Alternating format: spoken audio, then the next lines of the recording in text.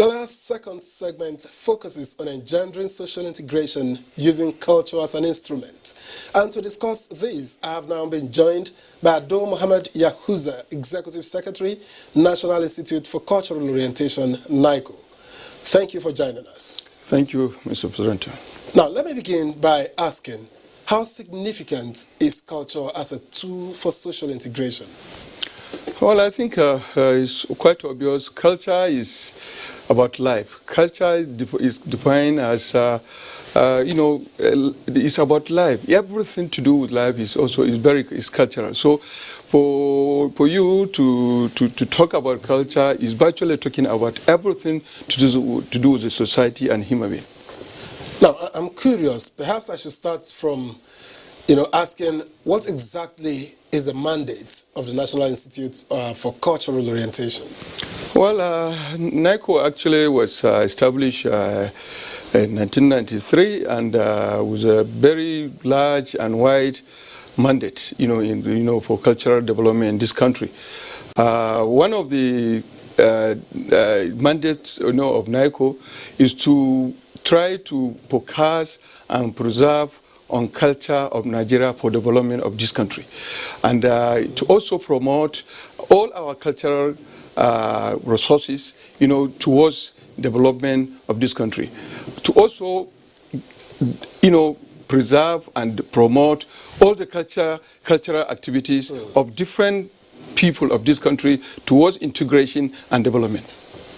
But how well have you gone in achieving this mandate, if I may ask? Well, we are achieving gradually because this is not the end. Every day we are trying to update, and I think since the establishment of NICO, a lot of things, have been achieved, especially some of the programs, the Institute has. One of the programs is training of cultural officers in the cultural sector, and then also training of Nigerians who are interested in issues like indigenous languages, and there's many more. And of course, yes, training our youth, to understand and know their culture so that they will be able to be good citizens and contribute to the development of this country. Now, I'm asking because when you train them, what do they do? What do they become? What happens afterwards? Because following the NSAS protests that graduated to violence in parts of the country, you'll agree that there is need for that cohesion. Yes, I think let me tell you, we have two parts of training. We have training of people for academic purpose. We have training, we train cultural officers from the cultural sector, both at the state and the federal level, for them to learn. Like, for instance, we have diploma in cultural administration. We have postgraduate diploma in cultural administration. These are essentially courses that are done by people who want to lift themselves up academically in the cultural sector. And I think we're trying now to accredit the courses so that when you finish, you have the certificate, it will pay you something, up in the civil service. But the other segment of the training is the one that people come on their own volition to come and do stuff. For instance, the indigenous language program, we have one, the one we train, we call it indigenous language in the barracks. We train security officers like the police, like the civil defense, like the army. We train them in learning, indigenous language of Nigeria. So people who are probably, if an officer is a Yoruba, he can go and learn something like Hausa, like Igbo, because we believe that if you do that, it will have a lot of security in terms of, intelligence gathering, in terms of understanding the society where you have to police. So the other one we are talking about is not about certificate. It's about people, it's about like students who are during vacation, they go and learn on their own. Because the issue is this, most of our youth, they don't even understand their indigenous language, much less of their mother tongue, much less of another indigenous language. That's why I'm asking, when you have done all the trainings and all of that, how does it become a tool for cultural, for social integration? How does it become a tool for national development? Yeah, because the moment you understand the culture, Nigeria is a multicultural, multi-ethnic, multi-religious country. If you understand beyond your own mother tongue, you understand another culture, It will bring better understanding. The youth themselves, especially now with bombardment of all foreign cultural garbages that's coming in, people don't even understand. You find even in Nigerians, their own mother tongue, some of the youth, they don't even understand. Because the way they are brought up in their own homes, they are brought up to speak English. They don't even speak their own mother tongue. How much more they will speak another language, another indigenous language. And that brings a lot of, gap in understanding the country itself, the socio-cultural, formation of this country. And this brings a lot of misunderstanding. You were making reference to this NSAS thing. I know if you see if these youth are really grounded in the culture, in their own culture, in the culture of Nigeria, I think this could not have happened the way it did happen. Of course, protests are fine and all this, but you can see there's a gap in understanding, the culture of the people, even their own culture. Otherwise, tell me, how can you go inside, a cultural heritage house, like a palace, and go and discredit it? If you understand the meaning and the importance of that very the palace, you wouldn't have done that. You can do any other thing, but you can't do that. But because they don't understand the culture, they don't understand the nuances, of the culture, of that very culture. So they can go and do all those, everything they did. Now, with regards to the NSAS thing, one thing people had talked about was, if the respect culture itself was still there. Because before it degenerated into something a bit nasty, there was this, everybody spoke, a lot of people spoke, leaders who should be listened to and all of that. And that led to questions as to whether, we have lost it in terms of the respect culture with our youths. And so in doing all of this, how do you harness it? Yes, it's good to train people. You train this person and train that person, you certificate them. But how do you harness all of this and channel it into development for the nation and cohesion for us as a people? Yes, I think, you see, apart from just the training, we have programs. For instance, we have one program we call Youth Extravaganza. This is a kind of program whereby you have a cultural quiz, language quiz, traditional hairdo, traditional dance, traditional music, all these. These are things, because these are also ways of teaching young men, young women, to understand their society, to understand their culture. Because essentially our culture in Africa, in Nigeria in particular, they teach all these things. And most of the problems we're talking about, you talk about problems either of ethnicity or religious. If we understand the cultures, all of them, they are talking about integration. They are teaching you, how you live with one another peacefully. And once you have peace in a country, it makes development very, very, very amenable. It makes it easy to happen. And like what I say, if you look at other countries, like probably China, you look at India, you look at even Japan, up to now, their own indigenous languages are very important. The way even they have reached a level now, even in the scientific world and technology, they have made their languages, indigenous languages, to be part and parcel of cultural research, of technological and scientific research. And the concept and all this is done in the same language. And it gives you deeper meaning to understand the processes than even the English language or any other foreign language you're talking about. Now, beyond social integration, national development, and all of that, is culture is it capable of employment creation? And I ask because a lot of people have the opinion that if the youths are gainfully employed, then there will be peace. So can culture provide that gainful employment? Of course, yes.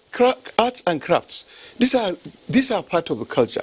These are things that right now, as I'm talking to, employ millions of Nigerians. And once we put in money, we invest, I can tell you, it would. My boss who used to say, Otumba used to say, it's a new oil.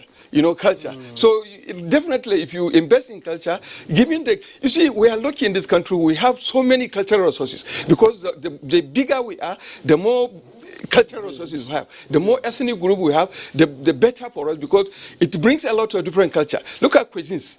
If today you go to London or you go to America, and There are some. Go and open a restaurant. You open a restaurant, say Nigerian restaurant or African restaurant. You start selling meal cooker and white soup and all this and that. You're making money, and even those outsiders, they will come and eat. And in fact, you know them. Even the dresses we wear. You can see some of the foreigners when they come. They like to wear our own dresses. So we have the cultural resources that if we invest and then the youth go into it, the only sky is our limit, because definitely to bring in money to the country, it will provide employment, so that, and you internationalize it. Before you say Jack Robinson, you are making a lot of money for the country. So and for the people themselves involved. So I think these are the things that I think our organization is trying to do, to push the issue of culture, arts and crafts.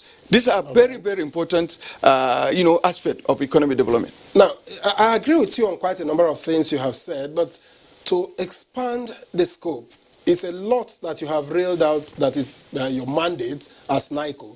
But what then is your relationship with other agencies of government that are culture-based, that deal with culture? What is your relationship, and how do you all work together? Because synergy is key to achieving greater results. So how do you synergize to achieve a common goal? Well, I think you see the way the way we have so many facets in the ministry. I think it's good for us, because the issue where you have overlapping is simply because of the nature of the topic, the nature of culture itself. Culture is all encompassing, but all these agencies are doing is to focus on certain aspect of culture. But meanwhile, while you are focusing, you also have overlap. But because by nature of the topic itself, which is culture, you cannot have a watertight, compartment, yes, of all these things. They overlap, but each one of them have they have a unique assignment to do. I'm concerned about the synergy now, since there is something that binds all of you organizations together, NICO, NCAC, and the rest of them, NIHOTAS perhaps.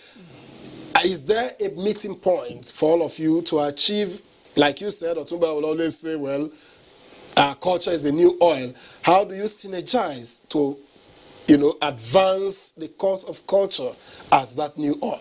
Well, I think every agency has, I won't speak for them, but I know, given my experience in the sector, every agency has programs. And through these programs, they expose, their mandate. This is what they're supposed to do. This is what they do. And again, we also collaborate.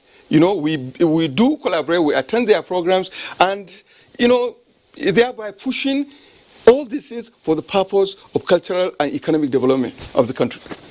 And now on a final note, what is your advice, given all that has happened in the nation in the recent past, or just in October here? What is your advice to the youths, and what advice are you giving them with regards to culture? What is there for them to take advantage of, so that we can have relative peace, they'll be gainfully employed, and there will be that cohesion that your agency is mandated to advance? Well, I think the youth should actually look back, bend backward and look back and pick up their culture. They shouldn't downlook, their culture. Imagine, even in the culture of dress, in this country, you find, as if you are in America, somebody wearing a tattered jeans, and you go and buy it very expensive. This is a dress. Sometimes you see a youth, you cannot distinguish him from a madman wearing a jeans that is torn. You have what do you call it? Sag.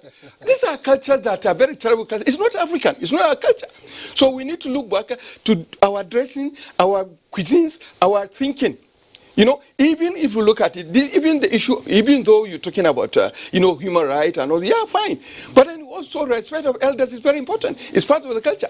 So I think we need to look inward, so that we are not unnecessarily, influenced by all the foreign garbages, especially now with this, social media and all these things. We should not be influenced too much. We should also look, and then no matter what, take the good ones among them out there, and then take our own that is the good one, and do it and go forward. I think that's what we should do. All right, Ado Mohammed Yahuza, Executive Secretary, National Institute for Cultural Orientation, NICO. Thank you very much indeed for your time and perspectives. Much appreciated. Thank you.